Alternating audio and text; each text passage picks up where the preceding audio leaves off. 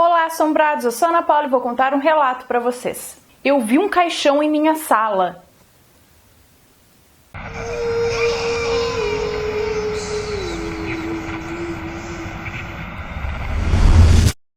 Histórias assombradas. A moça que nos conta esse relato mora em Campo Grande, Mato Grosso do Sul. E isso ocorreu por volta de 2012. Ela diz que desde adolescente ela tem esse dom de pressentir as coisas, seja por visões ou por sonhos. Em 2012, a família dela, por parte de pai, estava passando por uma grande dificuldade com um tio dela. Ele estava aí com uma enfermidade praticamente incurável, muito difícil. Os médicos não conseguiam dar um diagnóstico preciso e a situação dele só se agravava. Então, no final de maio desse mesmo ano, numa certa madrugada aí que ela estava dormindo, ela acordou com uma sede inexplicável. Era umas 5 horas da manhã, mais ou menos. O que é até bem estranho, porque ela diz que não tem hábito de acordar de madrugada para beber água. Acontece que a casa dela é um sobrado. E a escada, quando você desce a escada, ela tem acesso, ela dá bem na sala principal da casa. E assim que ela desceu as escadas e olhou para o meio da sala, ela viu ali um caixão no chão da sala.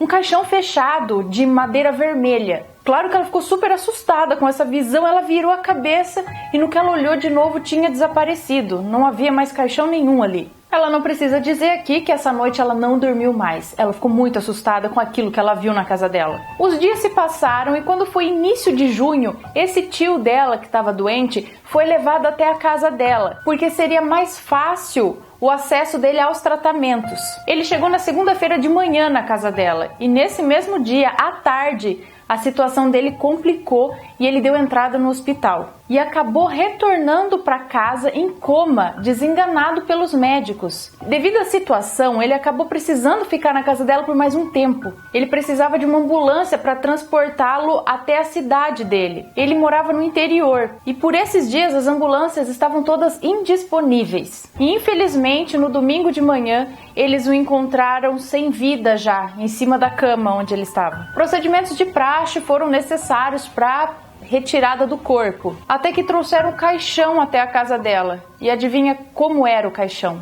O caixão era vermelho, de uma madeira bem vermelha, como ela tinha visto na visão dela, não foi nem sonho, ela viu aquilo. E o caixão foi colocado justamente onde ela viu, no meio da sala, no chão, porque a largura do corredor que dava acesso ao quarto onde estava o tio dela não permitia passagem do caixão. Por isso o caixão precisou ficar na sala e então eles levaram o corpo do tio dela até o caixão na sala. Ela termina dizendo que além dela, a mãe dela também sabia dessa visão que ela havia contado antes, alguns dias antes do tio dela ficar doente.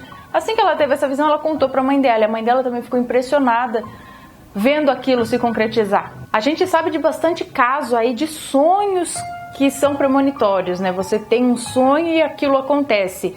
Mas existem casos bem interessantes como esse daqui de visões do futuro, sabe? De coisas que vão acontecer. Isso é bem interessante também.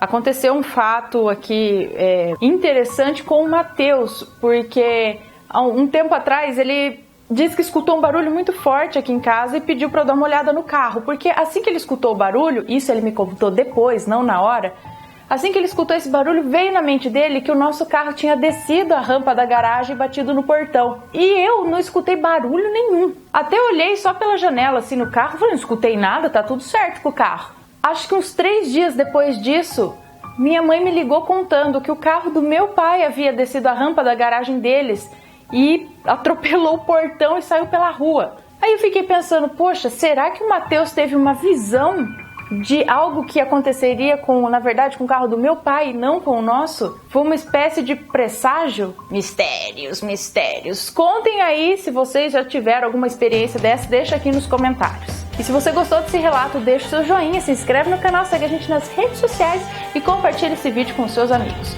Um beijo pra vocês e até o próximo relato. Tchau!